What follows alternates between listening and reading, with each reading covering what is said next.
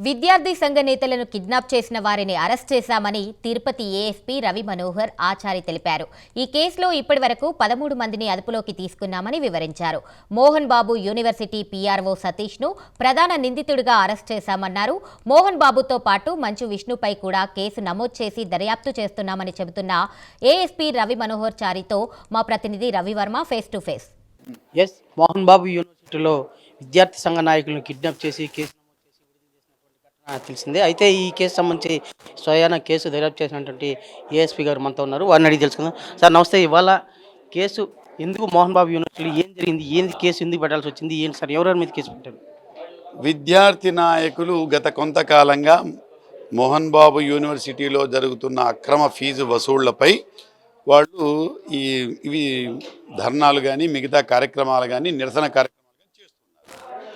దానిలో భాగంగా నిన్నటి దినం ఉదయం సుమారు 11:30 గంటల ప్రాంతంలో విద్యార్థి సంఘ నాయకులైనటువంటి అక్బరు, వినోద్ కుమార్ వీళ్ళు కలెక్టర్ గారికి ఒక వినతి పత్రం ఇవ్వడానికి ఆ ఇతర నాయకులతో కలిసి వెళుతూ ఉంటే లెమన్ ట్రీ 150 బైపాస్ రోడ్లో లెమన్ ట్రీ దాటిన తర్వాత కొంత దూరంలో యూనివర్సిటీకి సంబంధించినటువంటి కొంతమంది వ్యక్తులు 3 ఇన్నోవాల్లో వచ్చి వారిని అడ్డుకొని దానిలో ఆ నిరసన కార్యక్రమంలో ప్రముఖ పాత్ర వహిస్తున్నటువంటి వినోద్ కుమార్ను, అక్బర్ని ఇద్దరిని కిడ్నాప్ తీసుకొని వెళ్ళారు. అందుమీద ఆ పక్కన ఉన్నటువంటి వ్యక్తి రెడ్డి కుమార్ ఇచ్చినటువంటి ఫిర్యాదుపై కేసు నమోదు చేయడం జరిగింది. అది సార్ ఇవాళ అంటే మోహన్ బాబు యూనివర్సిటీలో ఇదివల్ల కూడా చాలా ఫిర్యాదులు వచ్చాయి. వాటి మీద తీసుకున్నారు ఏంటి? ఇవాళ మోహన్ బాబు అంటే కేసులో 3 మీద కేసులు పెట్టారు. దాంట్లో మోహన్ బాబు, మంచు విష్ణు పరిస్థితి ఏంటి? వాళ్ళ మీద ఎప్పుడు దర్యాప్తు చేస్తారు ఏంటి సార్? దర్యాప్తు జరుగుతూ ఉంది కదా. దర్యాప్తులో భాగంగానే 13 మందిని, అందులో పీఆర్ఓ సతీష్ని, ఇంపార్టెంట్ వ్యక్తి పీఆర్ఓ సతీష్ని కూడా అరెస్ట్ చేయడం జరిగింది. వారికి కూడా నోటీసులు ఇస్తాం, వాళ్ళని కూడా పిలిచి విచారిస్తాం, వాళ్ళ వైపు నుంచి కూడా వింటాం.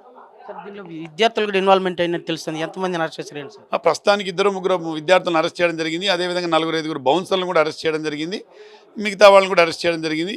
ఈ బౌన్సర్లను ఇలాంటి కార్యక్రమాలకు, విద్యార్థులను ఇలాంటి కార్యక్రమాలకు వినియోగించుకోవడం చట్టరీత్యా నేరం. బౌన్సర్లను పెట్టుకోవడం అంటే స్వీయ రక్షణ కొరకే, పర్సనల్ సెక్యూరిటీ కొరకు మాత్రమే వినియోగించుకోవాలి తప్ప ఇలా దాడులకు, ఇలా కేసులకు వినియోగించుకోవడం కరెక్ట్ కాదు. అందుకే అరెస్ట్ చేయడం జరిగింది, చర్యలు తీసుకుంటున్నాం. ఇది ప్రధానంగా అంటే యూనివర్సిటీ యాజమాన్యం వ్యవహరిస్తున్న విధానం అంటే విద్యార్థి సంఘాల నాయకులకి చేస్తున్న ఫిర్యాదుతోనే అరెస్ట్ చేయడం జరిగింది. అలాగే యూనివర్సిటీలో బౌన్సర్లను స్వీయ రక్షణ కోసం వినియోగించుకోవాలి, కానీ విద్యార్థులు కిడ్నాప్ వాటికి వినియోగించుకోవడం రాదు, చట్టపరమైన నేరంగా భావిస్తూ ఆ రకంగా కేసు నమోదు చేసి దర్యాప్తు చేస్తున్నామని చెప్పేసి ఏఎస్పీ గారు స్పష్టం చేశారు.